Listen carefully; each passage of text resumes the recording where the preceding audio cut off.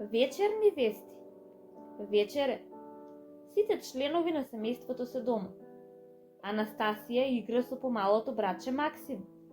На телевизорот се во тек вечерните вести. Во еден миг таткото и мајката ги оставија дланките врз устите и само се слушна силно. Уф, леле! Се погледнаа и ги успатија погледите по своите дечиња, кои безгрижно си играа. Но од љубопитниот поглед на Анастасија не можеше ништо да се сокрие. Таа го подигна погледот и праша: "Што се случило? Зошто така извикавте?" Ја напушти играта и се придружи на мајки и татко. Ништо. Само гледавме телевизија, брзо одговори мајки. Анастасија го подигна погледот кон телевизорот и во тој миг рече: "Повторно сообраќајна несреќа?" "Како повторно?" праша татко. "Денес пред нашето училиште имаше сообраќајна несреќа. Некое дете настреда, не го познавам. Учителката ни рече дека детето истрчало по топката која му паднала на коловозот", одговори Анастасија. Мајката загрижено го прегрна малиот Максим и подаде рака кон Анастасија.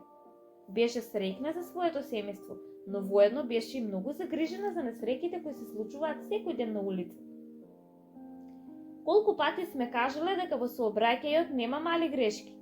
Тие секогаш се големи, затоа што за миг се случуваат страшни работи", рече татко. "Не се грижете, денес на час зборувавме за безбедно место за играње. Сега се ќе ви објаснам.